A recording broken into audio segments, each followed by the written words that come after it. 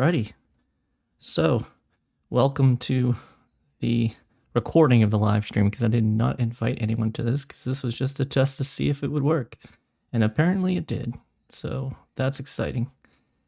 I am Nate Novacell, and this is the I'm So Excited channel, and I'm just testing the live stream feature by uploading this and streaming it. And to have something to talk about, I'll talk about the Electronic Cash Conference in Barcelona. And hopefully you can see the screen there. That's what I'm sharing today. I'm not sharing myself. And I'll try that some other time. But let me see if I scroll down. Does that scroll down? Oh, wow, look at that. It's great. Okay. So today, just so I can test out this live stream, I am going to talk about the Electronic Cash Conference. It was a 2-day event, but for the virtual attendees, it was the 1 day, October 4th. It was a nice, was it 4 a.m. or 2 a.m. or whatever it was? It's very early for me. Yeah, it was 2 to 11 a.m. Eastern Daylight Time, so I was not happy, but Barcelona, it was nice, I'm sure. We had several speakers for the conference.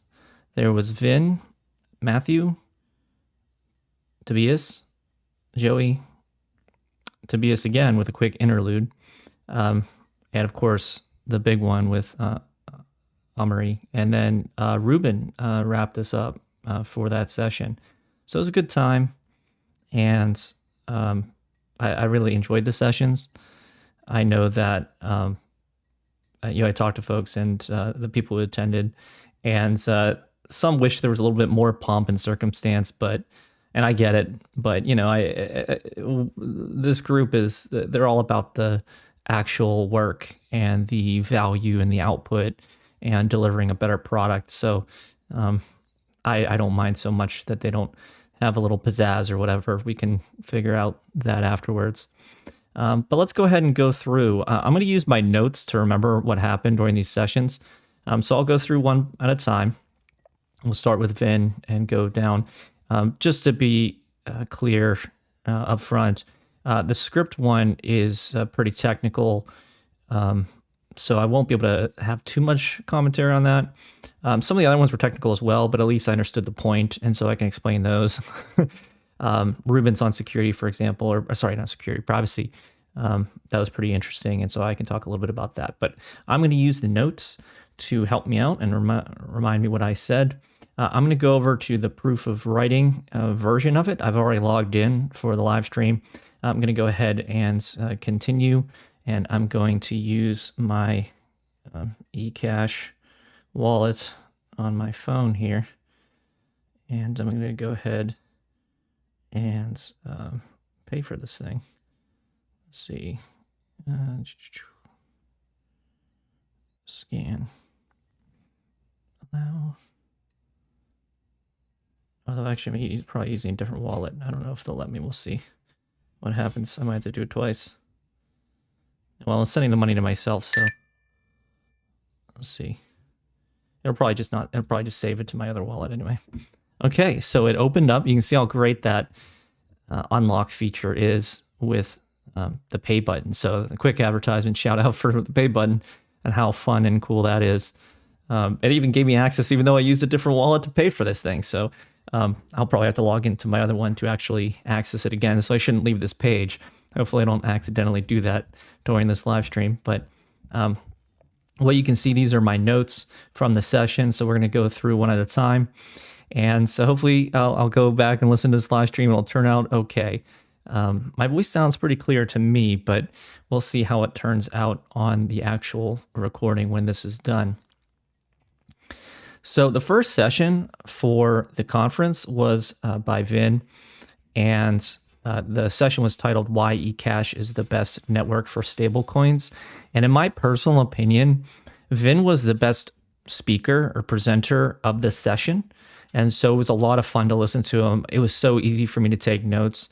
And basically what he did is he was very passionate and confident about the power of the stablecoin to help drive adoption. And he started off with the idea of the killer app.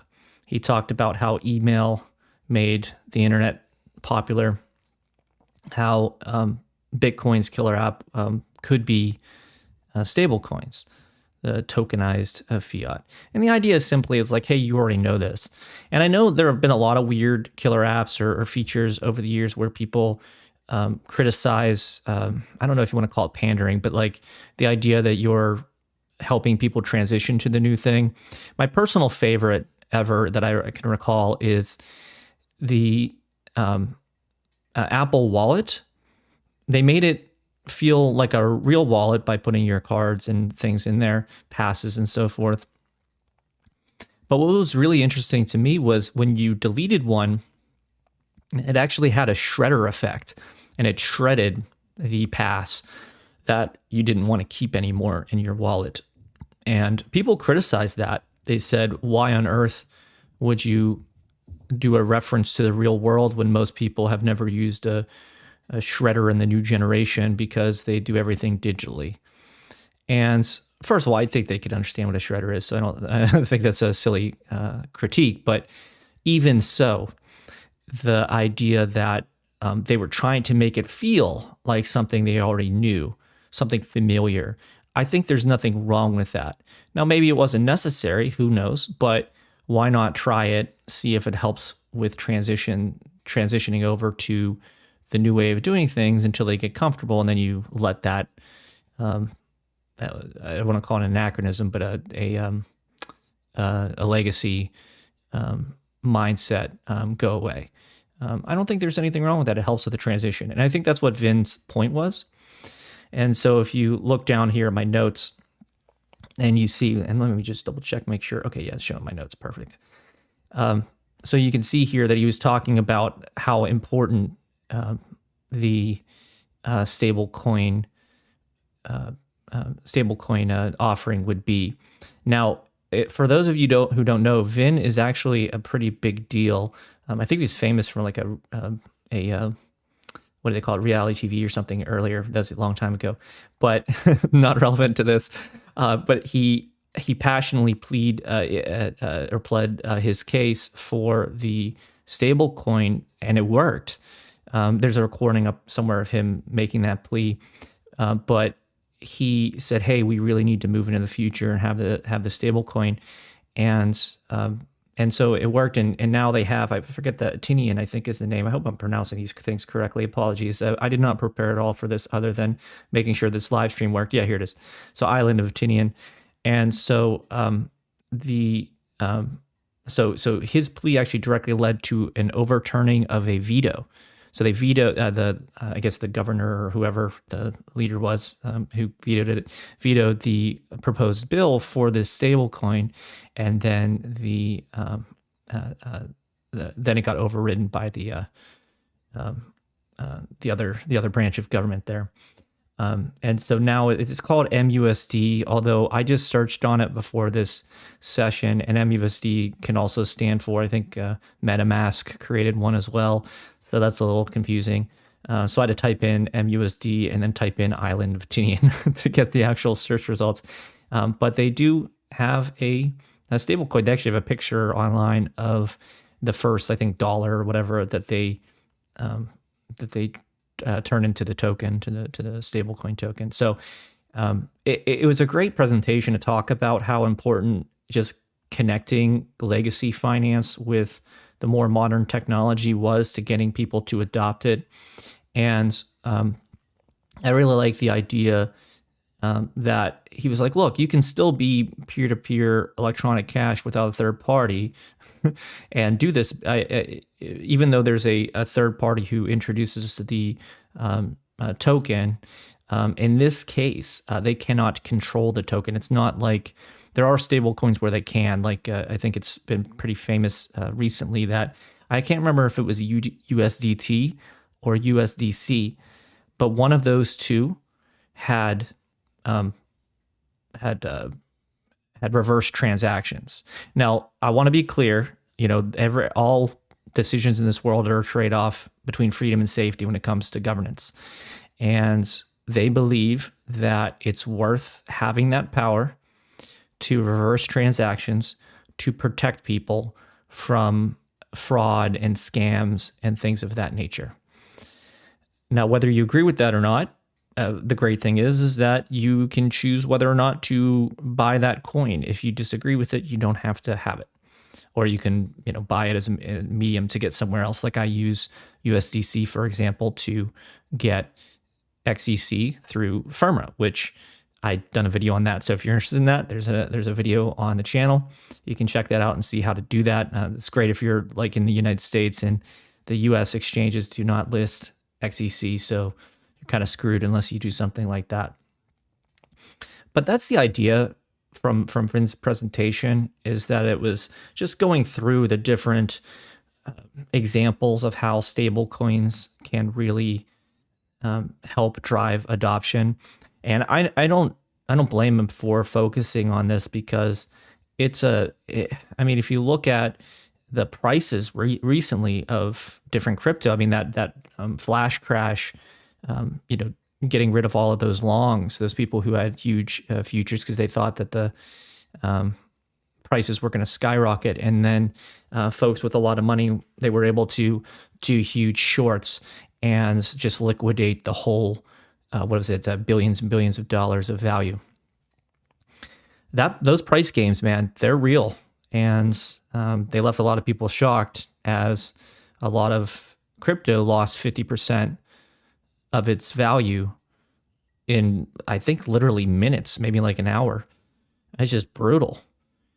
And so, like, if I'm just, Joe pensioner, am I really going to buy a crypto that could, make my wealth cut in half in minutes? No, I'm not going to do that.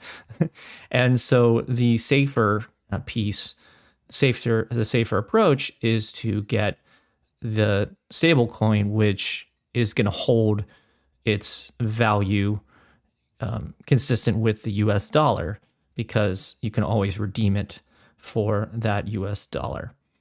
Now, what was really cool, and I really liked here, you see, if you look at the lower middle of the page here, you'll see that Ethereum, and boy, I have my own beefs with Ethereum. I have a screenshot on X where I tried to sell. I bought like $10 worth of Pepe or something. I don't remember what it was, and it went up to like $30. I was like, oh, that's cool. I made a couple bucks, whatever. And so I was trying to sell it, and it wouldn't let me sell it because I didn't have any ETH in the wallet I was holding the Pepe in. And so then I put in like a buck or whatever. I was like, okay, yeah, a buck will do it or whatever. And then it said, nope, it's $5. I'm like, $5. And so even though I was lucky, I think I spent $10 and I sold it for, I don't know, 29 or something. But I only, it's like, what is their profit? So 10 to 29 is like $19 worth of profit. And then $5 of that profit, all that risk I took buying the token, and who gets the profit off of it? Well, whoever helped process that transaction. $5 of that went away. And it absolutely drives me nuts. And so what you see here is they talked about the Gasoline token experience known as postage that they've been working on. Now, I have to say here that the Electronic Cash Conference, man, these people are so objective. It is refreshing. There's no bias. There's no hype. They didn't go in there and say, eCash, the greatest thing that's ever been made, and boom, have all these videos and light shows and everything. They kept talking about Bitcoin, and they were talking about Bitcoin as in Bitcoin, not as in BTC, the actual Bitcoin, because eCash is a fork of Bitcoin. So technically eCash is Bitcoin as well. So is Bitcoin Cash. So that was kind of this kind of underlying point that went unsaid. But I love that they were pretty objective about it, and they were very neutral, even though these folks have every reason in the world to be like, this is the greatest thing ever made, and I spent years on it, it's going to change the world. And I get some people want that, but at a conference with professionals, that's not the place for it. It's not like an Apple keynote where you got a bunch of journalists there and you're trying to get them excited so that they can say great things about it, so you can sell you a million things. This is a conference for professionals. And for big investors like myself who want to keep up on things, and then do stuff like this to be able to share it with others. So I spent the $100 so you don't have to, right? So you're welcome. No, I'm joking. But in all seriousness, this session was great. It talks about the way to use. They actually he had a video of them conducting a transaction. I forget what's the actual, it was like a restaurant or something, and they bought like a meal, and they just scanned the QR code and they sent the money over. It completed the transaction. I think they gave them a receipt, and then they got the meal. So it was that fast. And the thing that people don't realize is that transaction is that instant with eCash, at least with the pre-consensus coming. It's one confirmation, which is 10 minutes now, but once the pre-consensus comes out, which is November 15th, for those of you who are not privy to that, the beauty of that change is that the confirmation will be 3 seconds. And so you will have that money. And what people don't realize is that when you use a credit card, it takes 3 days to process and confirm and clear, what they call clearing. ACH clearing is what they call that. And they have a clearinghouse that does that. That's why they call it clearing. And so you don't get that money. And if you like the most infamous one, because I rode in taxi cabs for years for work, and they didn't want to accept credit cards because like, well, I don't get to see that money for like 2 weeks. It's like, you don't see that money for 2 weeks. So, well, because you can reverse it and and you can dispute the charge. And so I don't actually get paid out. So if you're a cab, would you rather take a credit card where you can't see that money for a while? Would you rather take cash where someone could rob you later that day, which is a legitimate fear? Or would you rather take crypto where they could scan it and boom, you have the money, and 3 seconds later, it's yours. You could spend it immediately. You could literally say, get on my cab, we're going to go buy a car or something. Like, you could do that. You can go and, go on a spending spree immediately after you get the money. And that's the beauty of it. And so Vin's point was that with stable coins, that you don't have that fear of like, oh, is this dollar going to be worth $1 in 5 minutes, or will it decrease by 50% when a flash crash comes? No, you have the money. It comes there. There's no fancy gas stuff that you have to worry about with the version on eCash, but there are with others. And so I think that was the big thing, is not just pushing for stable coins because it's great. And he was talking about some things like the Genius Act. I'm not going to go into that because I don't want to, not financial advice, not legal advice, that kind of thing.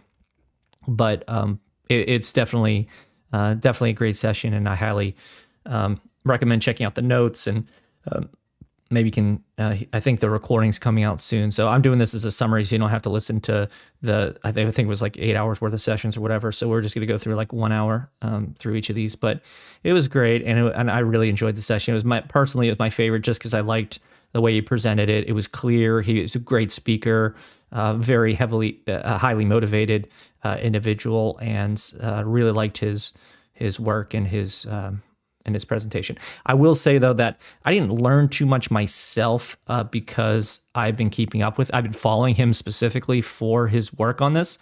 So I didn't take away too much new information, but that doesn't matter. He was a great presenter. And so I like the way he talked about things, and even just talking about now, trying to summarize it, I just kind of think about how it's helped me process a lot of the things I already knew in different ways, and kind of think of what he's trying to do and what they're trying to do. So it was a great session.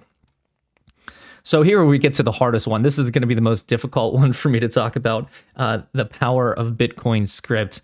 Now, I actually asked the question at the end. It's in the Q&A, I think. Let me see if I can go down here to the Q&A and see if it's here. I don't recall if I got to write it down. Okay, yeah, I don't think I did. I wrote something I typed in the chat during the session. There was something along the lines of like, why did we move away from script if it's so great? And I even wrote in the note, I said, I'm just trying to help Mathieu to convince everyone in the room why you should move back to it, and kind of help go back from why didn't you do it. So Amaury, he actually chimed in, and I know it was a weird thing to do Q&A and ask the audience a question, which is weird, but I did it. I did it for Mathieu because I thought it would be cool to actually help his case by getting the audience involved in the conversation, which I thought was awesome. But I hope no one minded. I know that was weird, but I think it worked. But he actually got an answer and talked about what the shift was. It's really just a matter of time and resources and where you can place your focus. If everything's a priority, nothing's a priority. That was effectively the point. But hopefully Mathieu got some folks who were like, hey, maybe we should focus on this a little bit. But basically, what he covered was that the script was the most interesting part. And again, I mentioned this already. Bitcoin. He's talking about anything Bitcoin-like, not BTC, and everyone had that same attitude. I think this is the only time I actually wrote it in the notes. But the idea was, he's talking about some of the more useful capabilities, like the smart contracts, things that are permissionless. That there's a lot of work put into the ability to enable a lot of these capabilities.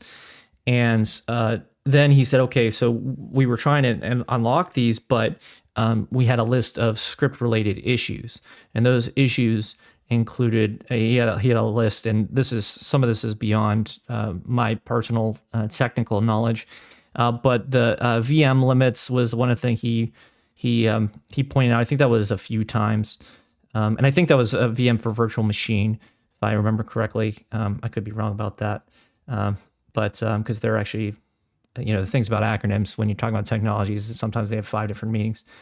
But there was a lot of, it was really just tools to help them to be able to create new things. And you see here, you have to cut functionality if the script gets too large. That was the big push. And that actually gets to Tobias's, that gets to his presentation in a moment, because he says the same thing, pushing for more efficiency, which we'll talk about in a second. But it was just great. He pointed out some of the things they could actually do. That's what I loved about this conference, is that if you're a technical person and you're trying to figure out what way forward, especially because this was the one where they announced a pre-consensus.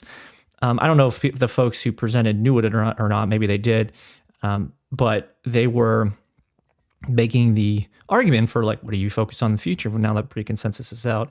And there was even a question about, it was Kane's question came in during Amaury's presentation, that what's next? And he's like, yeah, of course, we launched one of the greatest things in the history of crypto. And they're like, what's next? But it's a fair question. We've known it's coming out for a long time. And so once it does come out, he was like, okay, cool. We want to get excited about the next big thing.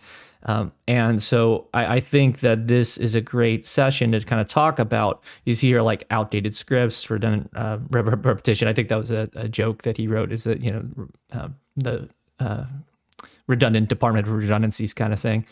And so he listed some of the issues that occurred, and he gave credit to Tobias for pointing out that problem.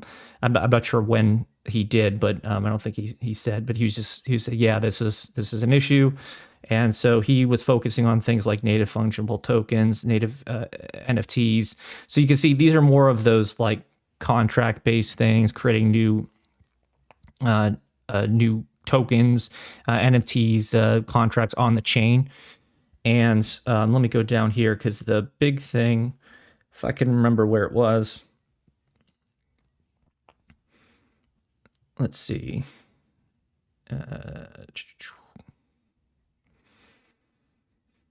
Oh yeah, here it is. So there were different options for the capability. So his suggestion was to embrace script, and that was against the different VM or offloading programmability to L2. So that is actually an interesting point, because eCash is very adamant on not pushing anything to L2 that should be L1. And it's notorious in Bitcoin that they're trying to push scalability to L2 with Bitcoin. And that's borderline insane. Like, why would you do that? And the answer is because they're conservative about, they don't want to change it. They think it's perfect. The code is magic, and lightning flies out of Satoshi's fingers and all that other stuff. And so they're like, well, let's just do it with L2. And so they had Lightning Network and all these other things. Is that the right thing to do? Obviously, I think no, or else I wouldn't be supporting eCash. I'd be on supporting Bitcoin more. But the but those are the questions: is what's L1 and what's L2. And an example of that with eCash is privacy. While it has the cache fusion capability, cache fusion allows you to mix up your transactions with others, and then it's auditable, so all the money in equals all the money out. And that's what you need from an L1, is you need it to be auditable or accountable, so that you can't magically create funds or whatever. That's the problem with any inflationary coin, is that they could just make more and there's nothing you can do, and then the value of yours is worth less. That's why people don't like fiat, because guess who gets to make that decision? The federal government.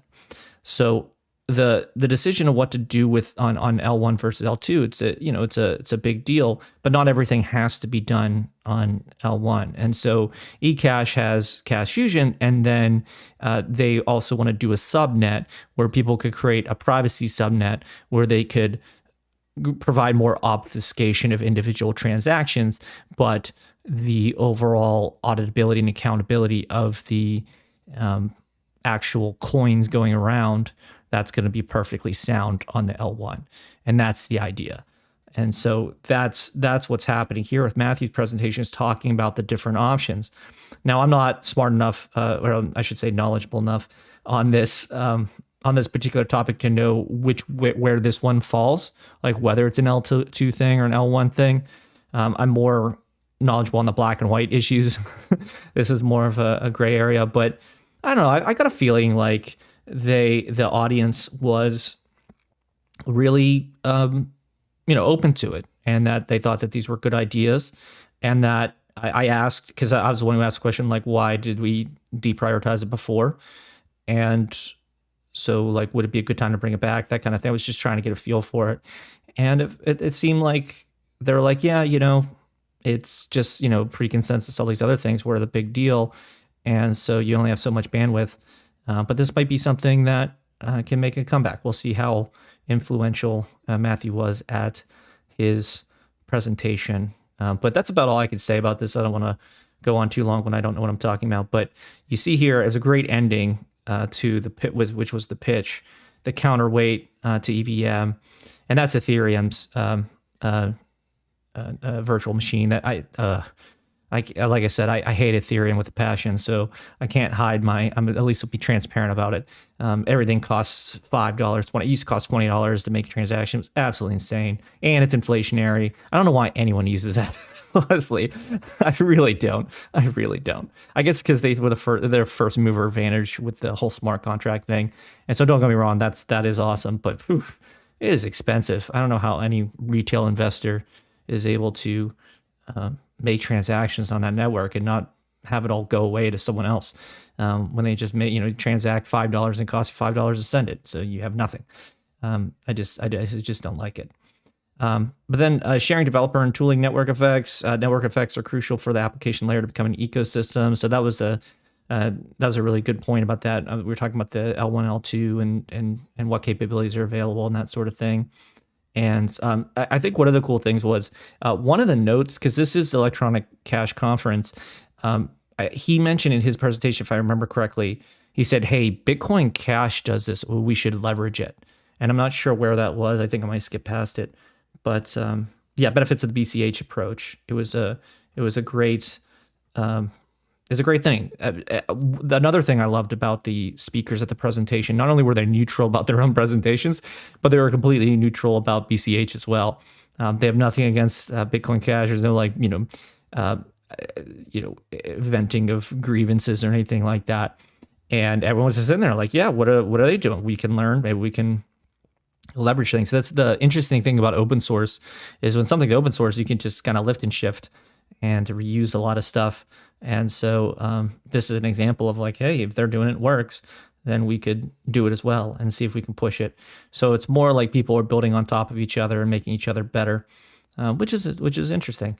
And so these are some of the things that they were doing well. I'm not going to pretend to know all of the technical details on all this, but the idea of the cache VM was what he kind of landed on, and it was the idea of like Bitcoin Cash, eCash, et cetera, kind of landing on or converging on a consistent way of doing some of the scripts. And so it was a cool presentation. A little bit out of my knowledge base, but I did like it. I love when someone has some good ideas that people can leverage, and they bring those solutions to the table, and they talk about examples, how it works and why. And he did a really good job around that, and he gave a bunch of examples in the Q&A. So let's go to the next one. This was Tobias, and he was talking about new transaction format. Now, this one, while obviously I'm not a technical expert, so he was talking a little bit past me, but not entirely. Actually, it was a lot more understanding what he was talking about in this one than Matthew's. I think it was because the point is a little bit more kind of like an ROI of making an investment. Here's the investment, here's the return, and pure efficiency. And that is my background. I do know that. So I recognize that immediately. And so you see here the 3 reasons for the transaction format. He said, okay, there's efficiency. If you're going to do millions of transactions per second, you got to cut down the waste of each transaction. By waste, I'm referring to if it doesn't need to be done in 7, even if it's like bits or kilobytes or whatever, if it could be done in 20% less of that, even if each one is only like a number of bits, that if it's millions of transactions per second, you're talking about millions of bytes every hour or whatever. So it seems like a silly thing, like, hey, let's cut this down to this much instead of that much. But there's this famous story that what's his name? If I can remember, Rockefeller. With the barrels of oil he would test. He said, okay, we have 30 rivets or whatever that we put in this thing to keep it tight. Let's try it with 29. Let's try it with 28. Let's try it with 27. Ooh, 27 didn't work. It leaked. Okay, 28 it is. And the idea is you keep making it more efficient until something breaks in the test environment. We're not talking about production. And then that's the way you can make some things more efficient without hurting anything. It's just a great idea. Fixing some issues that have occurred. And this is like being able to get back to some of the fundamentals after doing the big things, do some of the kind of simple or straightforward things, and then you can add new capabilities. So the first one was and this one really would benefit from visuals. So sorry, I wasn't taking the resolution was pretty poor, so I was taking screenshots during the session. It was not going to happen, at least not be any good.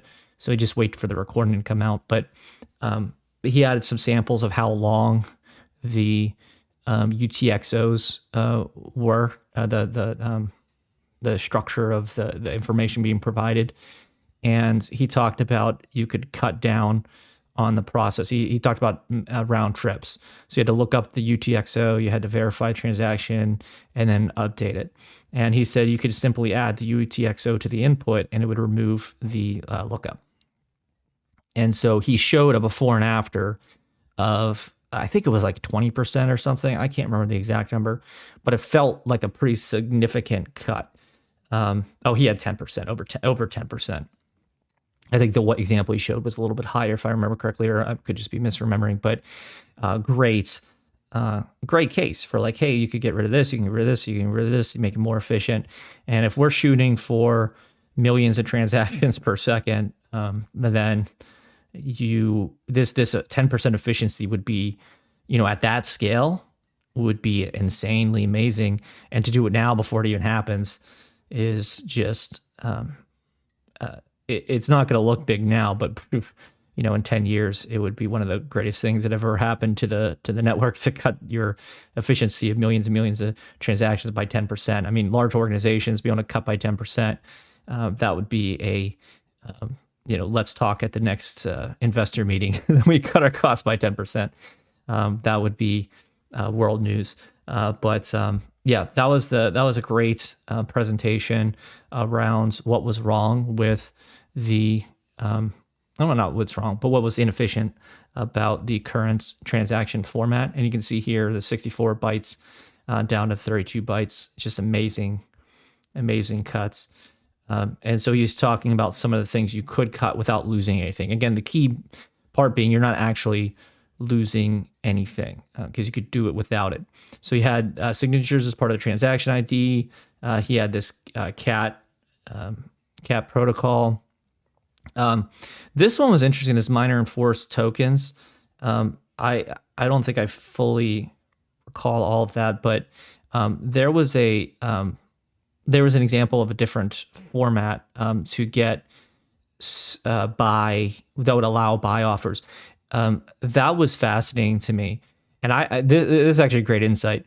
I'll tell you, if you are like me and you look at like Agora, which is the for those of you who don't know, Agora is the token trading marketplace, and it also does I guess it also does NFTs or whatever. But when you go into like Cash Tab, for example, and you go to buy a token, like you go to buy POW, proof of writings token, or you go to buy Firma or whatever, you'll notice if you say, hey, I just want to buy like 10 tokens, or I want to buy one token or whatever, or you want to buy a million or whatever, because it's 1 XEC each, so it's a million XEC.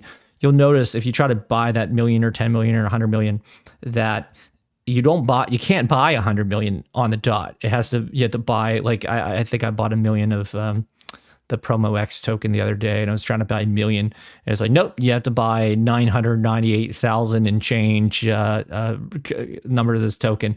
And when I try to offer mine, so I have two now on the marketplace. I have the I'm So Excited one, which is for this channel.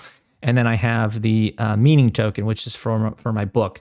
So I'm eventually going to offer for people to be able to support the growth of those things, to have more subscribers and all that other stuff, ratings, reviews, all those things, and then offer rewards. Anyone who has the token and I hit certain numbers, I would distribute that to everybody. By the way, that's at first you heard it here first, because I haven't even announced that yet, but it'll come soon. But it drives me nuts because like the minimum number I can offer is with the number I have I have like, I don't know, 100,000 or something listed out or whatever. And the minimum someone can buy is like 2.54. It's like, what? You can't buy one, because I put so much for sale that the minimum buy amount, due to the way that they do the math on this, because it's all like 32-bit this or that or the other thing, and so they so they can't do just plain integers. At least at a high enough number, and they're actually updating that. It might actually be. Is that in here somewhere in this session, or is it the next? I might be spoiling the next session, but because I don't see it. But they showed something, and I forget where it was. But when they move from the I think it's 32-bit to 64-bit, but don't hold me to that. I could be wrong about that. When that happens, you're going to see much more precise measurements of those on the marketplace, which is really great. So it won't be like 998. It'll be a million point. I think it was 1,000,000.04 or something. It's gonna be pretty precise. So that'll be great. You'll be able to have more just flat, plain integer numbers. So that'll be nice. And so that's what some of these things are. So I actually asked a question on this. I said, hey, if you come up with these better tokens, what happens to the ones that already exist? And he said, well, okay, you could technically, there's a way you could do it. You could create a new one. You could airdrop the exact amount that everyone has of the old one, and then you can burn the old one.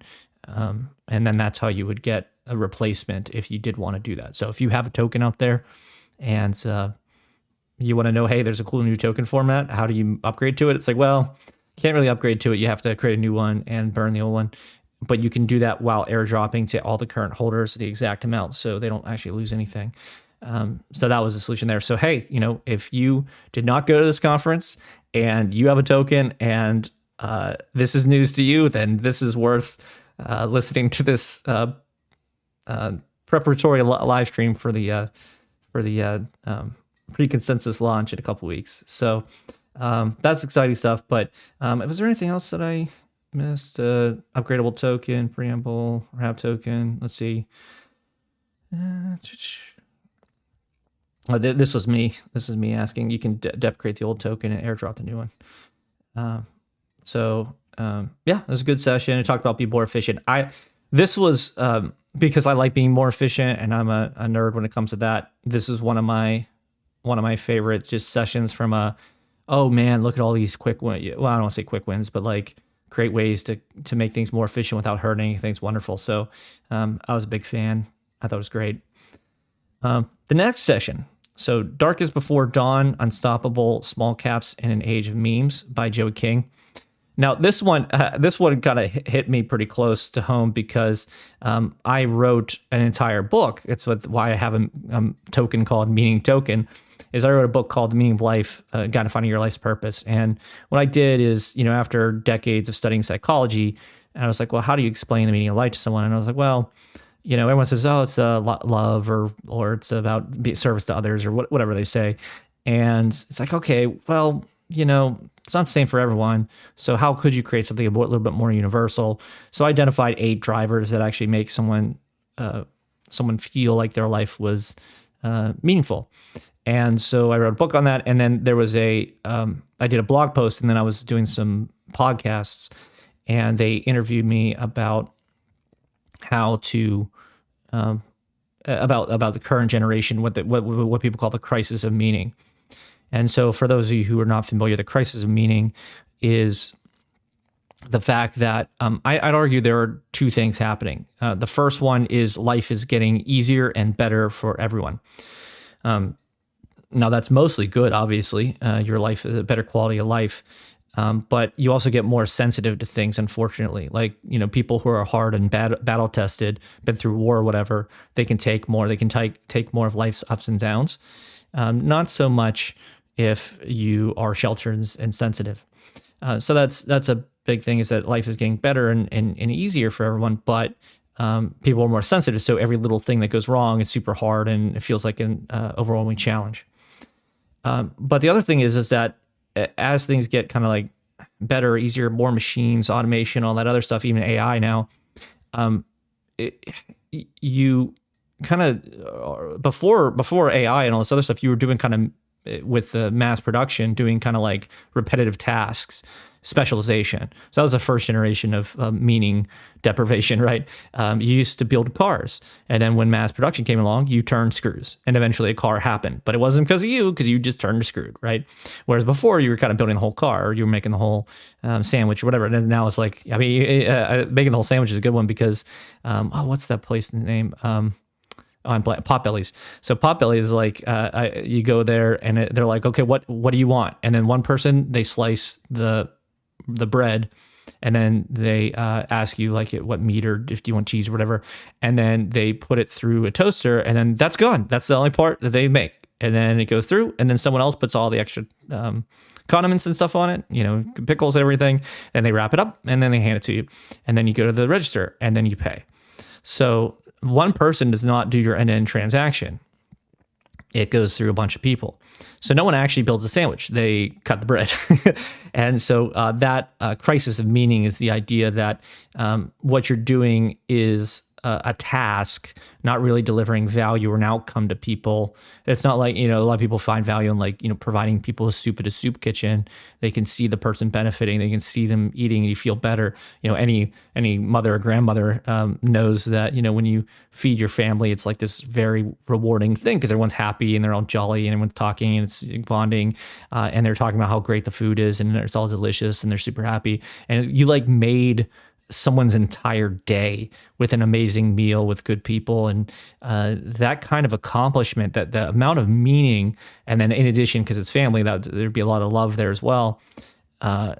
Man, that's just an insane amount of value and meaning. But if you just turn screws all day, or you have a blue polo on and you help people pick the right car stereo or whatever all day, you might not feel the same way. Maybe you do, maybe you don't.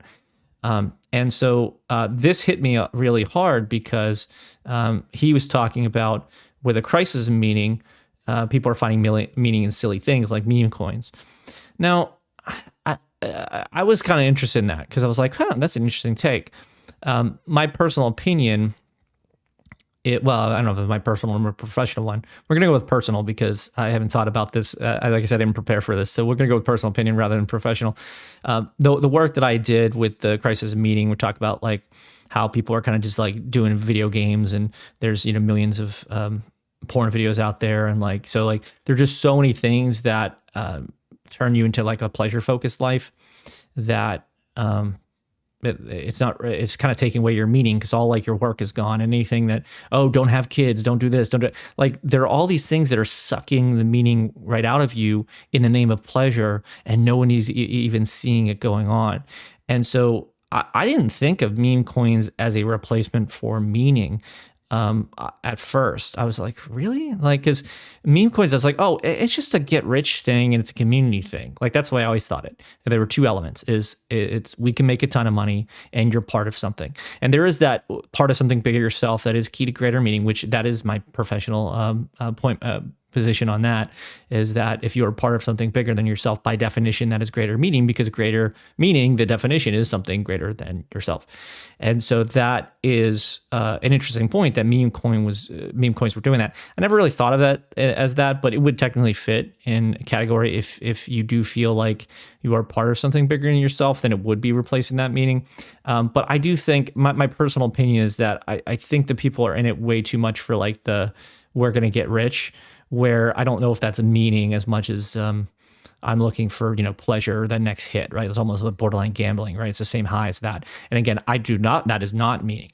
That is a bad replacement for it. And maybe that's what his point was, is one of those two things, I'm sure. Maybe it was both. And that's fine. But I just thought that was super fascinating. So he just said it. He said the quiet part out loud. Easily the most embarrassing industry, dominated by speculation, over a decade of mature tech, but limited actual real world tangible impact. Preach. I really liked his part about like how to try to, would see that the next generation of big growth in crypto will come back from the techno folks and not from the meme world and jokes and things. And that it ended up being an aspirational message, or not aspirational, inspirational. Well, maybe it is aspirational and inspirational message. But it seemed kind of cynical and dark at first. It's pretty bleak at first. So that was the whole point, is it's darkest before the dawn. He was talking about stuff like he used the word slopification. That was kind of great. This idea, you see that a lot, like with brain rot on TikTok and that kind of stuff. So he's not wrong. I just thought it was an interesting take. And actually being an expert in the space of what gives someone meaning, I just found it was an interesting take about meme coins replace emergent systems of meaning. I have to think more about that to have a formal professional opinion, but it was, typo, it says mem coins. That's supposed to say meme coins. But anyway, so it was great. He was talking about how you can really just use the technology to help make people's lives better, but to get away from some of the meme coins and, it's worth 52 billion, even though it's, it's based on nothing. It's kind of talking about like Bored Ape and these other like cult of personality or trendy kind of things that people were doing, and trying to dig down into what was actually going to cause that better outcome. He took shots fired, man. Shots fired. Does LinkedIn really help you get a better job? I'd argue, while there's a lot of nonsense on the social media, because it's just people. I mean, there's a joke about like you've read one LinkedIn post, you've read them all. It's like, I face this situation and da da da da da, but then I did da da da, and I'm amazing and everything's the greatest thing in the world, and you should do it too. And the picture of the person happy after whatever thing they did, and it was like, you go girl, or whatever they're doing, and it's just oh god, it's so bad. I hate LinkedIn, but it does give you a better job, because if you actually, there are a lot of job postings in there, and you could submit them, and if you have all the buzzwords in there, you can actually get.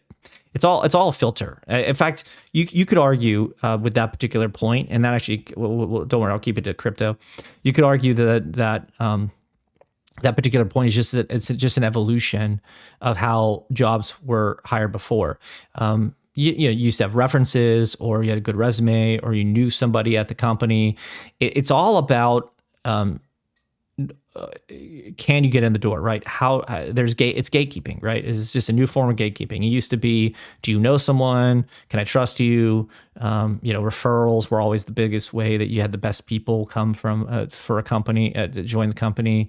I know that I've been in the professional world for 21 years, and ever since day one, they were offering, this was 21 years ago, they were offering $500 referral bonuses. That if you could refer someone who was good enough to get hired and then they stayed for 90 days, they would give you $500. And I think now it's like 2,000 or something insane.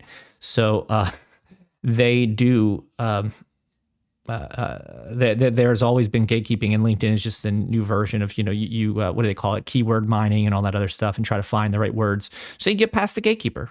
That's all it is. Because with a mom and pop shop, you can just walk in and say, hey, do you have, I'll make pizzas for you, whatever, like for your store. And I know that people get mad that that's not a thing anymore. They can't just walk up and say, can I get a job? And they give them to you.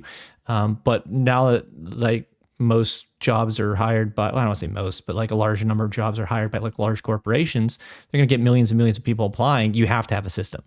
I mean, there's just no way around it. You can't just walk into a Walmart and say, hey, you don't know me and you know nothing about me, but like, can I start working today? Now, maybe some do, but like most of them will say, hey, go to the app, submit your resume and go through the process, right? Because at scale, millions and millions and millions of people over, years of getting hired, turnover, all that stuff, it's just very difficult. So I'd argue it could, but I do get the point that LinkedIn is kind of a hotbed of fluffy nonsense a lot of times. But anyway, back to the crypto. The reason why there's a segue into that is crypto. The same thing with money. Money historically has always existed. Hey, I'm going to do this thing for you. You do this thing for me. And here's an IOU, some sort of indicator that I've given that, either you've given that value to me or I've given that value to you. And then you can use that indicator to tell someone else, hey, I gave someone a value. Can you give me some value? And that's how it all started. Just a way to make sure that people reciprocate. That's all it is. It's a reciprocation mechanism. That's all it is. And people, it's a reciprocation mechanism to ensure, hey, I deliver value. I deserve value in return, because I'm a valuable person, right? And I don't mean value as in have intrinsic value as a human being. I'm referring to I contributed value, that kind of thing. Not the I have intrinsic value as a person. We're keeping that aside. I delivered value because I made someone a home, or I fixed someone's car, or whatever. And so the idea that the problems were that crypto was founded to solve are getting worse. That was the point that he was talking about, like memification and slopification. Cult of personality, looking for the next rug pull. Or sorry, not looking for the next rug pull, looking for the next moonshot, which might become a rug pull. Sorry, I skipped a line there. But he talked about how only a subset of crypto were actually any good. And so he was talking about how to make sure that eCash could be some of the can kind of like in the long term beat it and say, like, this is real money. It prevents the government from inflating your currency and taking all the value of your money. It helps you with transactions at the speed of light. No one can take away from it. No one else is building cash. So this has a mission. It's a mission driven. So it's real meaning, not, hey, we're going to get rich. I'm part of a community kind of mission. Although we do have that.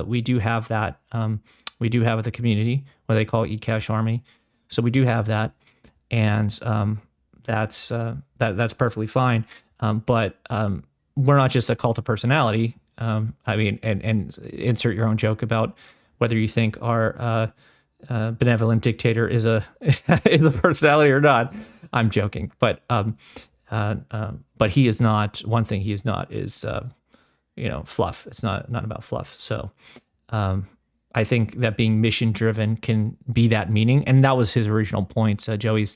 And I completely agree with that, which is, don't like find the, the energy, if you will. Don't put your energy into the meme coin. Oh, it's just a cult of personality and we're going to get rich. And, oh, look, I'm part of this group of passionate people who care about the same things I do. It's all fugazi. It's not real. It's just people want to get rich and they're pretending that it's a thing. And maybe they met friends along the way, right? The real value of the meme coin is the friends we made along the way. So maybe that's it. But this is about making it real, solving real problems for the world, and therefore becoming an Apple-like cult, right? Because Apple, they always joke about being a cult. I'm not using that term literally. I'm being figurative.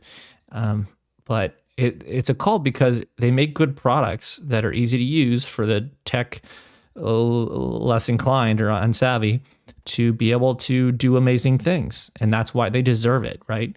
They're not definitely not a meme coin. So you want something more like that, where there's value to be had. We're a little bit more technical than that I'd argue than like using an Apple product, but we're trying to make it that simple to use things like Cash App. And Joey, by the way, if you don't know, I should have said that, he is the lead dev of Cash App, and so the whole user experience and everything, that's what it's about. I asked this question, I think, why do you think severely flawed functional projects take off like ETH because their gas fees is solved because they're canceled transactions? And I said this a while ago. He mentioned about being first mover advantage. And that's why I mentioned that when I said I hated ETH. It's just because, oh my God, how does anyone do it? It's because it does everything that Bitcoin didn't do, and they found their niche. Sol, I couldn't believe it. Solana, the number, like you had like a 20% chance of your transaction completely failing, and you have to redo it. Like how would anyone trust that thing after that? And yet it's arguably the third. I don't mean it in terms of market cap, but like the third like most used, arguably, because there's Bitcoin and there's ETH. But arguably it's become the next big thing. But like for a long time, it couldn't even make a transaction. Like, what are people doing? What are we doing here? Yeah, I don't know. But so that's why I asked the question. But he talked about first mover advantage. What else we got here? He mentioned the user interface. Of course, he does Cash Dab. Why wouldn't he talk about it? But that was the big difference. I do have a couple of things for Cash Dab. I'm going to write them down sometime. Like, for example, when you do a QR code or scan someone's address, or you copy and paste it in, I think that they should lock the field, the text field. And you can unlock it, of course. You should lock it and, like, to make an edit. Because I'm always worried. I call it sending anxiety. And one of my sending anxiety aspects of that is that if I paste it in there and then accidentally hit another number, will it type in another number? And then I'll send it to an error or a wrong wallet or something. That scares the crap out of me. So if we could fix that, that's an easy solution. If you paste an entire legitimate eCash address, it should just kind of like gray out or something, and then you can go back and you can always edit it, of course, but it prevents you from like doing an accidental tap. Because I do that a lot. You'd be surprised how often I accidentally type in random characters when I'm typing something. So I'm worried about that. But that's the kind of stuff that he was talking about, making a practical user interface. I won't comment on this. I'll let that speak for itself about what he thought about Monero. But we'll move on because that was the hot take of that session. So Tobias came back for a quick interlude. He talked a little bit about it was really about Latin versus English. Now I don't deny, he talked about how hard English is and whether it's the best. It's definitely not the best, but obviously I like it the most because that's my first language. But it's definitely not the best because there's so many. The biggest problem with the English language is the just vast number of double meanings that exist in words, right? In fact, I did a post on the Telegram thing. Someone put the price of eCash and then wrote LOL and haha. And I was like, well, that's weird. Why are you going on to a chat with a group of people who are investors and laughing at the price in their face? That seems kind of rude. And the person was like, no, only if you're biased would you think that. I was laughing at how humorously low it was because how much value it had. And don't get me wrong, that's another legitimate interpretation, but that doesn't make my interpretation incorrect. Technically, going to someone and laughing at the price is typically you'd be making fun of the people. Yeah, it's low. Oh, you're terrible. So like it wasn't an incorrect interpretation. It was against the person's intent. So arguably it is. But there was a double meaning there, and there are millions of double meanings. My favorite of all time, which everyone I think enjoys once they find out about it, is flammable and inflammable mean the same thing. How is that even possible? And so that's a wild world we live in. But his argument was that they should use Latin, which is wild to me because I'm like, oh man, I gotta learn a new language. But he listed 10 reasons. I could only capture 6 because he moved through the slides too quickly for me. So sorry about that. But backwards compatibility, simple pronunciation, no articles, cases, future participles and stuff like that. So he listed the backwards compatibility for 2,000 years and that you could express ideas more precisely than English. The only reason I disagree with it is because I speak English. Otherwise, he is technically correct. But I like that. He's like, he saw her duck. I love that. Is that he witnessed a woman duck, or did he see a woman's duck, flying bird there? Did he see a bird, or did he see her lower her head? So that's great. He fed her cat food. Did he feed the woman cat food, or did he feed the woman's cat food? So these are great, but that was a fun little interlude. It was a great way to keep things light. Moving on, because I don't have much else to say other than I don't disagree with him, but I like English because I speak it. Selfishness in there, right? Okay, so now to the big main event, the big keynote. So what we had here was the big announcement, was pre-consensus. And somewhere I won't bury the lead, that's what he announced. And that's coming out on November 15th at 12 UTC. And I did confirm because they accidentally put the countdown on the eCache site for 12 a.m. and not 12 p.m.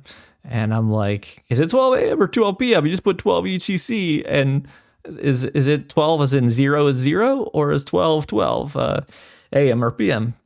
And they said it was 12 p.m. So that was all fixed. So and by the way, I'm going to be doing this live stream. I'm preparing for with this is this live stream is going to be. I had originally I got to delete it from X because I set it for 11:15 UTC, which is unfortunately 7:15 a.m. my time, which is I don't get up very early, so that's not good for me. And 4:15 for Kane, so he's not showing up. But the go live is 12, but it says in the technical FAQ that the actual 3-second finality will not occur until about, because it's just like Bitcoin, right? It requires about 6 confirmations before everything is finalized and done. I think in this particular case, I don't know if it's related to that or not, but I think they said it's about 6 confirmations-ish where the 12 UTC activation time will then fully be complete and all nodes will be running it with the 3-second finality. So if you get where I'm going with this, it might be an hour on the live stream before I am able to try to submit. I'm going to try to submit the transaction, be one of the first 3-second finality people on the live stream. That's the goal. But unfortunately, it's not, I go for 12 UTC and then boom, hit the transaction on the first one, like I'm buying a new iPhone or something, right? It doesn't work that way. So what I'm going to have to do on that live stream is I'm going to have to monitor the avalanche. Well, not the avalanche. It's the proof of work would be the 10-minute block time. I have to monitor the blocks. And so I'm going to, for 6 blocks straight, I guess, I'm going to conduct a transaction as soon as the block goes. I'm going to try to conduct a transaction. I don't think I'm going to be the first one because, first of all, if there's a bunch of people there, I'm going to be talking with everybody, and so I won't be paying attention like a hawk like that. So that probably won't work. But I'm definitely going to try to be one of the first people. So that means I have to conduct a transaction at 12, and then when the next, let's say it's 10 minutes each, so it'll be at 12 and 12:10 and 12:20 and 30, 40, 50, and then 1 p.m. UTC will be the, or I guess that'd be 13 if they're used the military time. Maybe one day I'll one of those times I'll be one of the first, if not the first, to do the 3-second transaction. So I've actually changed the start time because I had it started at 11:15, and then I had this whole like agenda planned out where if like all the eCash folks were going to attend, which is why I'm preparing so hard for this and why I'm doing this long live stream to see if it works and it holds for an hour. So apologies if you're if you're listening to this and going, what is he doing? We're just talking about this thing for 2 hours. But the purpose of this, I'm stress testing it to see if it'll work. And so I figured, we'll do 45 minutes of like, we'll build it out. We'll do like a journey and all this other stuff. Maybe I'll play my video in real time on a live stream, whatever it is. We'll do something cool. And then the 12 would hit, and then I'd make the transaction and go, yay, it's done. And it was gonna be celebration, and it was gonna pop champagne or whatever. And then we would chat about how big of a momentous occasion it was and all that stuff. And we talked about how great it is and stories looking back and everything. And so I figured I'd probably be about like a 2-hour live stream. So 45 minutes before, maybe an hour after, then we wrap up. That was the idea. However, I don't want the, hey, I made a transaction, yay, we're done, and then we close out.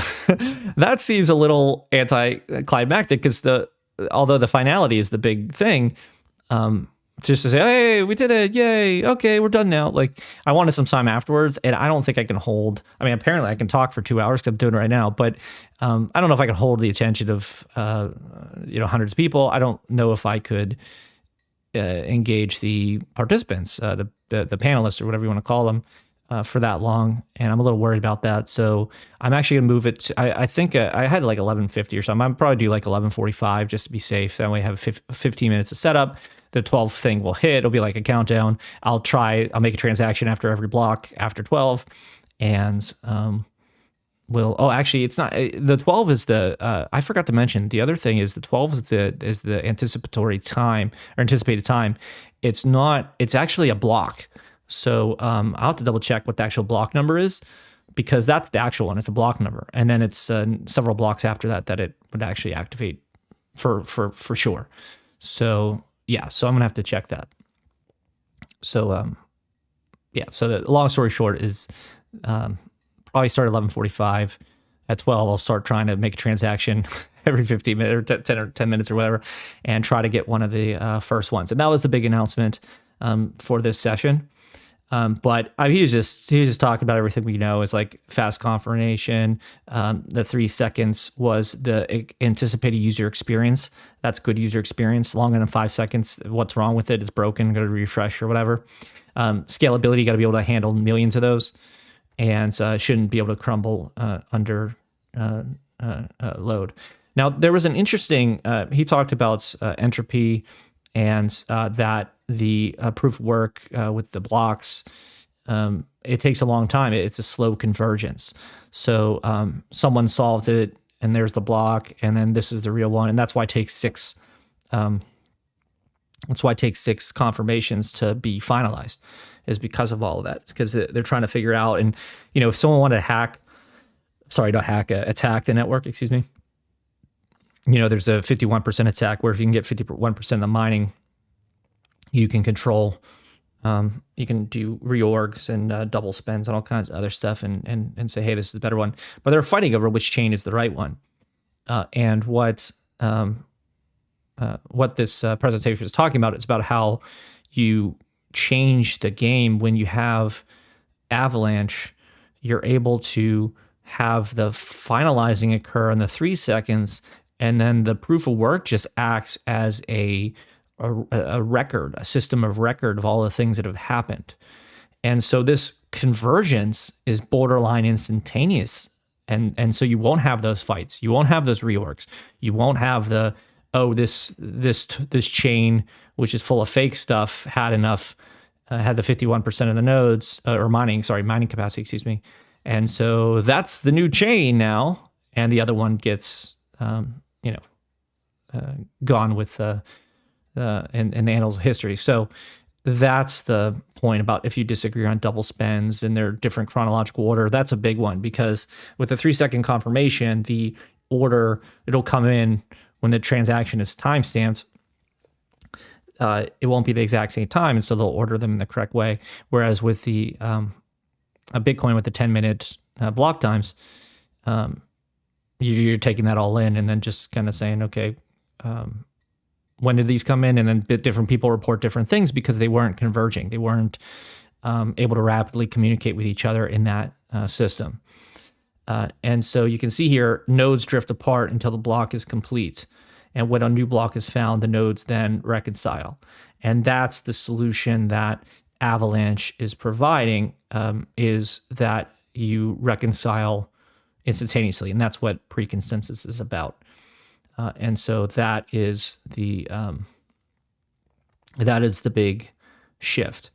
I liked what he called quantum state before being mined. If anyone knows what that is, there's the idea that before you observe particles, like light could be a wave or a particle, and then only when you observe it does it come to its final, real physical manifested state. And so quantum state is a term referring to the fact that at the quantum level, until something is observed, it can be in multiple potential states at once. And it's only when it's observed that the final state occurs. Feel free to look at double slit experiment if you're interested in more on that. That's a great. Some people do that, turn that into a new age thing about like you create your own reality or whatever. But like in the scientific sense, what it's referring to is that light could be a wave or a particle, and if you shoot the photons through little slits, two slits, when you're not observing it, when you're observing it, the patterns that show up when the photons are shot through those slits resemble a wave. If you're not looking at it, and it's not just looking at it, but you can observe with like a machine or something like some sort of detector machine. It doesn't have to be a person, but it will come a particle and look like it's a straight shot instead of a wavy shot. So that's what that stands for. And he's referring to the fact that in eCash, Bitcoin, excuse me, with Bitcoin, with proof of work, that until those blocks are mined, things are just floating out there, and that's why you need the 6 transaction those 6 confirmations to finalize. Is that there's like, are we sure that's there? Are we sure that's there? Are we sure that's there? And that's why it takes an hour, because someone can come in and say, oh no, this is the new chain now, and it overrides it, and everything gets all screwed up. And the whole thing about the double spend is that if you spend money twice, and it's like, okay, let's say you did it in 2 different ways, and the one chain recognizes it one way, and then another chain recognizes it another way. The reason why you have to wait 6 confirmations before like completing a business transaction, is that if you provided the good or service after receiving those funds, and then 5 confirmations later, a new chain took over, then that money was gone, or never there to begin with for that chain, then you're screwed. So it's like you're not sure that there isn't going to be a chargeback from the financial institution when you use a credit card. That's why they take 3 days for it to clear, because that could happen. And so even Bitcoin is subject to the fact that something could get reversed. And again, it's not reverse is the wrong word. It's not. I mean changed. I don't mean reverse as in some human is like, no, back, but rather reverse as in like, no, that didn't really happen because a new chain. The new blockchain took over and reorged or nullified or whatever that transaction. So it was great. He kind of called back to a little bit of what Tobias was saying a little bit with the amount of information and how much was occurring, and then he pivoted over to Avalanche, where he talked about how You could fight entropy by running Avalanche, and you're constantly communicating, constantly getting new information about, oh, this transaction occurred and this happened. Yes, we all know that it happened. And so instead of waiting for the block to be mined and, ta-da, here's all the transactions that occurred and confirming them, now everyone's staying up to date all the time as to what's going on. And so it's just like it's like going viral, right? Like a post going viral is the idea that just goes spreads like wildfire, and everybody knows that transaction occurred. And so once that happens, the reason why it's 3-second finality is because once it happens over that 3 seconds, you got all the nodes. I think how many are there right now? I can't remember. There are two. There are peers in their nodes, and I can never remember which is which on the Avalanche thing. They're either 60 some or 80 some or 90 some. So forgive me, I'm going to be wrong about that. But that information of the transaction will spread across all of those in a few seconds. And then they're all going to have that information. So then if you 2 seconds later said, no, let's try to spend that money elsewhere. It's like, nope, no. We all heard you the first time, dude. You can't do it again, right? So, and again, with that chronological order, it's like, oh, that one occurred. Even if you had like I don't want to say quantum computer, but if even you had a fast computer and you were like, we're going to send this one, and we're going to send that one, and we're going to send that one. It's like, no, we got this one first. And so they're going to be approved, confirmed, and finalized. And then you won't be able to send that money elsewhere and commit the double spend. And so that's what the Avalanche network is fighting.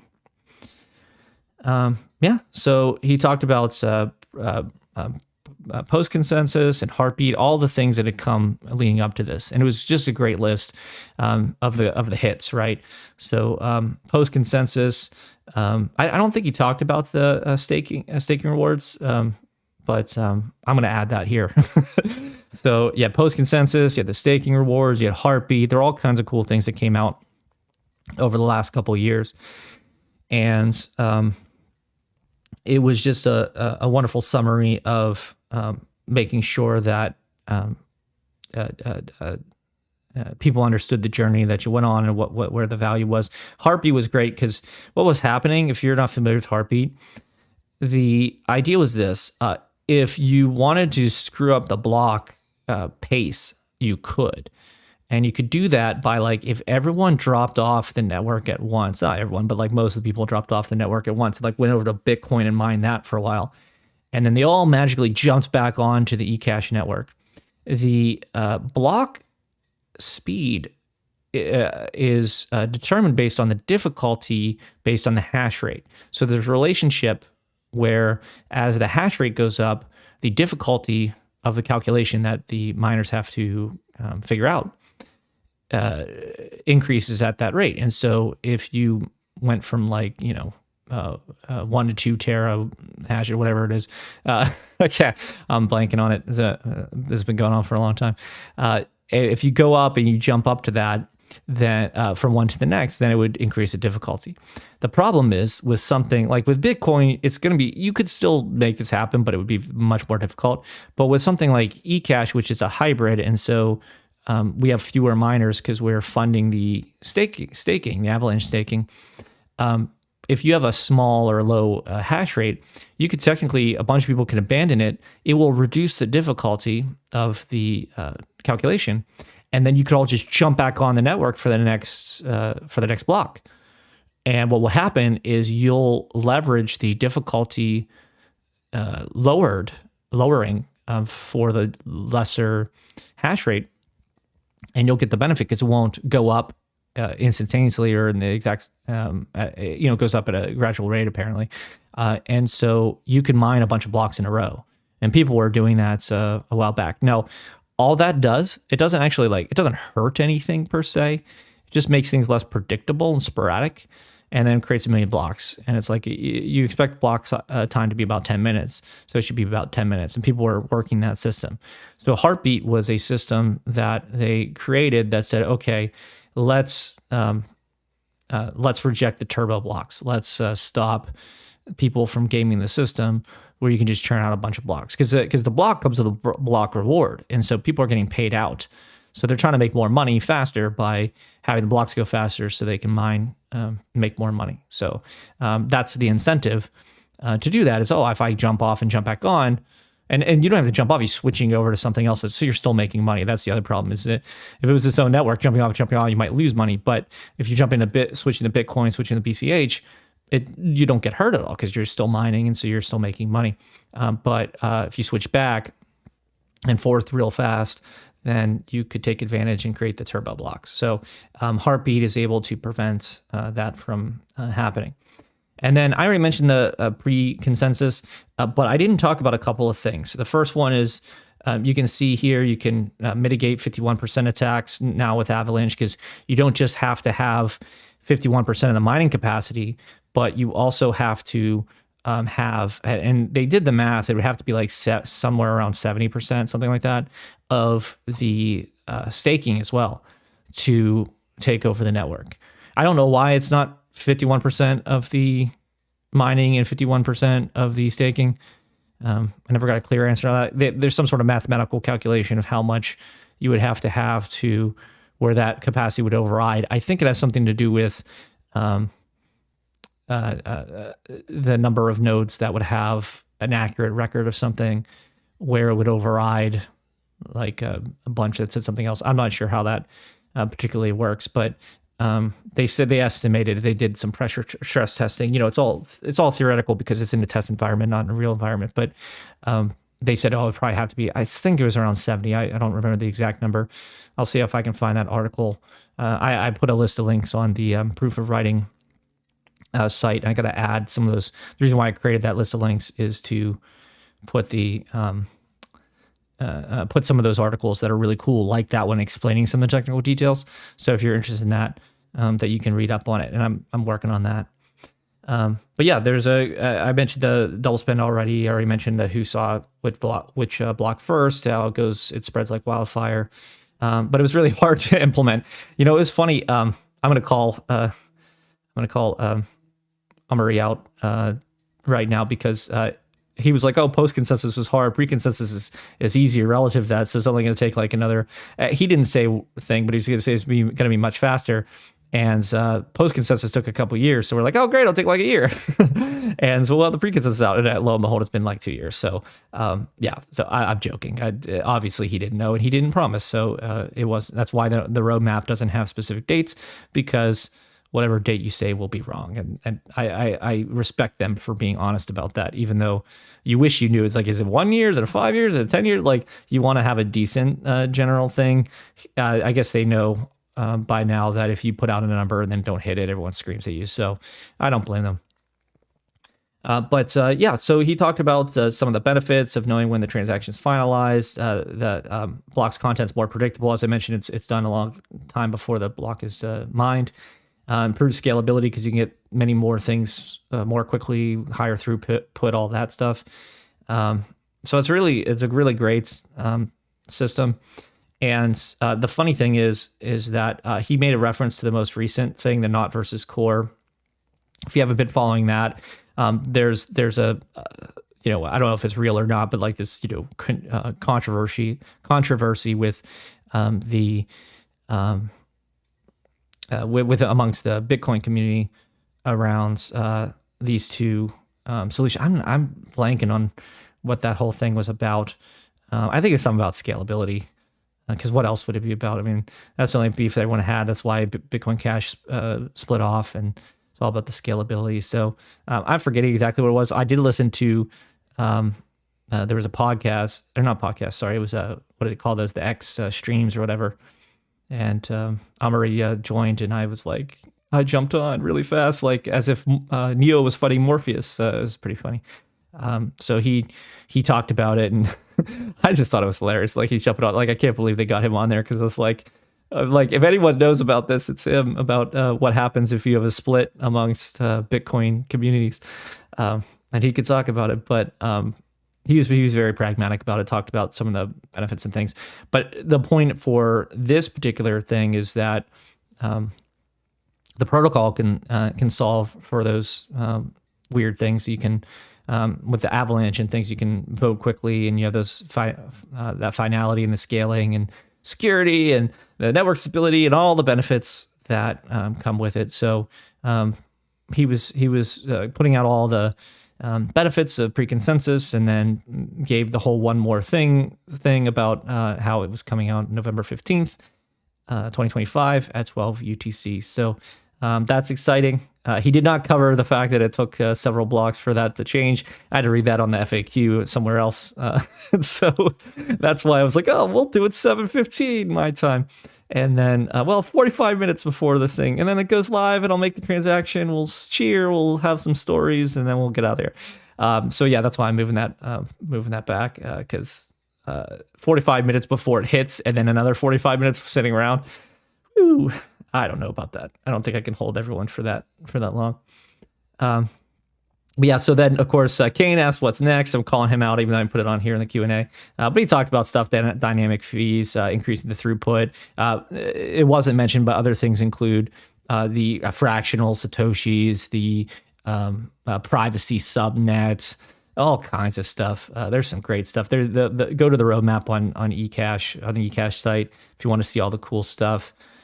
But it's some exciting things, some great things coming out after this. So all this is doing is getting you the speed, and then everything else is going to get you the making you more powerful for use as money. And that's what the mission of eCash is, and that's why this is so great. So we talked about privacy already.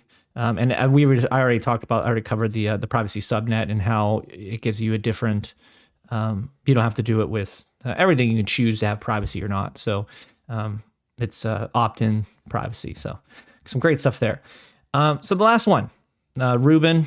Reuben was a lot of fun. He was a nice guy. It was so funny. Everyone listening to him was like telling him to he should help us. As an eCash do the privacy stuff he was suggesting. It was so funny, but he was a really nice guy. It was a fun session, a great way to end it, because he was very I don't know what the word is. I don't know if it's laid back or if he's just fun. I'm not sure what the word is, but I don't know. He's a personable guy. I liked his presentation, and I liked the thing that he's famous for is he just tried to create a VPN and a service, and they treated him like a criminal, and they refused to do business with him and debanked him. So if anyone cares about both privacy and also cryptocurrency succeeding, it would definitely be this guy. So he was passionate about digital cash after being depersoned. That is, or unpersoned. I can't remember which one it is. That I feel bad for that guy, but he was a lawyer, and he worked on Zcoin. So that was his introduction, and he talked. The summary of what he covered is he talked about the technical and the regulatory challenges regarding privacy. Obviously, the technical side is how do you? It sounds a lot easier than it actually is, right? So if I am trying to obfuscates where a transaction came from so that someone doesn't, and I'm going to list some fun examples, like legitimate examples. Like obviously if you're doing money laundering or you're running illegal products or whatever, obviously you want privacy, but we're going to stick with the legitimate uses, because obviously there are legitimate reasons why you would not want someone else to be able to look back 10 years ago and say, oh, you made that transaction. Yeah, you saw that with cancel culture a few years ago, where what was the one that was famous? It was the guy that kicked off the Oscars.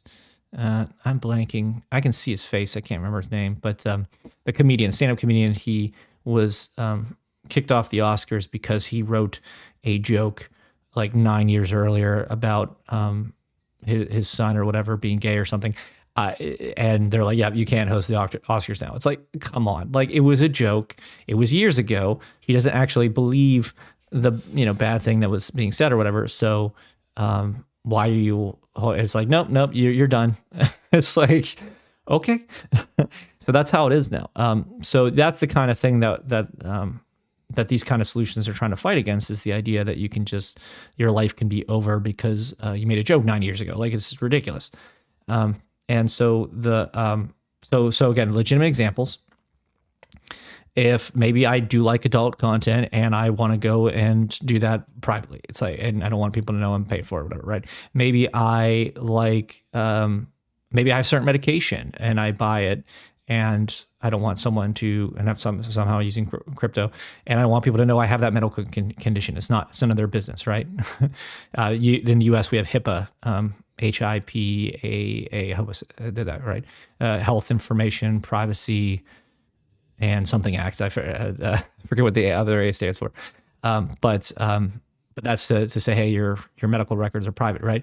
But if you're buying stuff online, and you're buying some sort of medicine or whatever, then yeah, they wouldn't know about it if you were using crypto, right? So like there are legitimate examples. Maybe you're a gambler. Maybe you want to donate to a political party, and if someone found out your political affiliation, they would unperson you, or whatever. So there are plenty of examples of legitimate reasons why no one should be prying into your personal life. They shouldn't be able to tell where you're spending your money. And so if you're trying to do that, then how do you do that? It's like, well, you need auditability. You have to have the ability that number in, number out. You can't have a black box where you don't know what happened to that currency or that number of eCash or Bitcoin or whatever, because then you wouldn't be able to trust that this is the right number of Bitcoin floating out there, or the right number of eCash or whatever. And so you have to be able to do that. So that's what Cash Fusion for eCash was solving. Was, okay, we'll just jumble up all the transactions, and then that way you don't know who was sending what money to which wallet, and so you couldn't figure out who the person was and what they spent it on and how much they spent and all that other stuff. So, but you could still say, okay, this much money went into that bundled transaction, and this money came out. So the total numbers add up perfectly and they're auditable, but you don't know who sent what where. So it prevents someone from being able to trace and say, oh, that person definitely spent that money. So those are all examples of why you might want to make a transaction in a legitimate way, and it's no one's business to find out about it. When you have a blockchain, when literally like everyone has a copy of the ledger on their node, and you could just go look at all of history of all transactions ever made, while your name's not directly against it, if someone can associate you somehow with that long string of characters that is your wallet, then they literally can know every transaction you've ever made. And it's a scary thing, and it's out there forever. It's like the internet's forever. Well, the blockchain is for freaking ever, because that will always be there. So mixing up the transactions, there are some other ones. Let me see if I can find the list. Here, collaborative mixing, coin joins, ring signatures provided plausible deniability. Was it actually yours? Mimblewimble, I don't remember which one. Let me see if I can find it. I know I talked about some of these. Here it is. Encrypting all amounts using aggregation techniques. So it's just this number went in, this number came out, and you can't see any of it. That's a little bit more hardcore than I think even eCash, as far as I remember. Don't hold me to that. I don't actually know that for a fact, but I think that's that high level encryption. The privacy subnet is what eCash is doing to do something similar to that. Again, I'm not saying it's the same, because I don't have the technical knowledge to make any such claims, but that'd be closer to that than just like, hey, we mix them all up. And so that's what he covered on the thing. So he talked about why would you want privacy. I already mentioned some of them, personal, financial, you want to know if you're buying certain medicines or whatever, and confidentiality, you want to, who you do business with and all that other stuff. Oppressive regimes, like, hey, did you send that tweet, right? They send the police after you. Like, hey, did you send that transaction? Journalists, investigative journalism. Oh, this person gave money to the ex-political party. You don't want that. And again, what I mentioned earlier is that you're just trying to not be under the thumb of the government, control over your money and how you spend it and how much you get and all that other stuff. So that's what he was shooting for. And he talked about some of the myths about it's not a list that I already covered that, many legitimate reasons, but he was arguing that VPNs, end-to-end communication, what do you call it? end-to-end encryption. There it is, for communication, stuff like that. They're like, oh, what do you have to hide? It's like, yeah, I mean, you could grab someone's thing and say, oh, this makes that person a Nazi or whatever. Like that, they do that stupid stuff all the time. So don't want that to happen. Yeah. So so you talked about how it's not about illicit activity. It's just about keeping your information private and that people not being able to snoop into your life.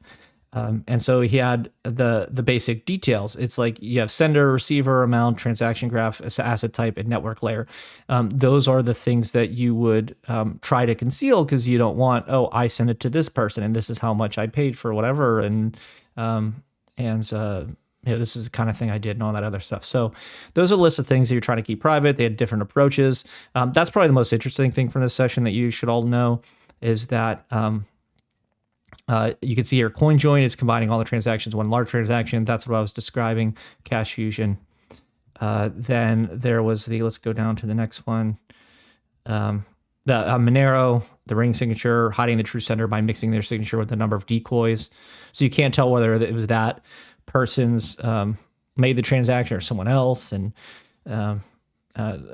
so it's you can verify that one of them is true, but you can't tell exactly who. So it gives you plausible deniability. That was the point from the earlier summary notes there.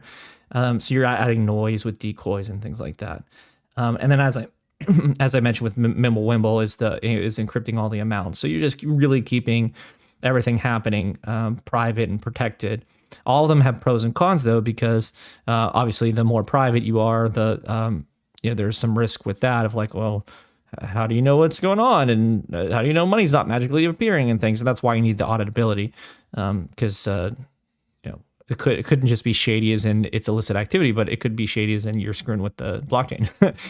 So you need some of that. You need some sort of way to prove all this stuff is happening. This is all legitimate. So you have some of that, but then the more public you get, like Bitcoin, where everything's just out there, you can see what everyone did. And so everyone jokes about how like lawmakers are like, Bitcoin, they're using it to money laundering and buying drugs and all this stuff. It's like, dude, it is all on the blockchain for everyone to see. It is not a place where you would use money for bad things in general, relative to like cash or other means, because like it's there forever. And everyone can see it. So why on earth would you do that, right? Yes, you can stay anonymous because your wallet is a long string of characters and not your name, and you have plausible deniability. Like, I don't know, I don't have that key anymore. I lost my keys in a boating accident, right? I don't have that wallet anymore, so I don't actually have that money. So you have that, but so you have those things, but like it's pretty easy to. It's a lot easier to figure out than other means, right? If you hand someone a dollar bill, it's a lot less traceable. But yeah, anyway, so there are a list of different options. I won't go through them all. This is one of actually easier ones to read through. You can just like look at how each option works.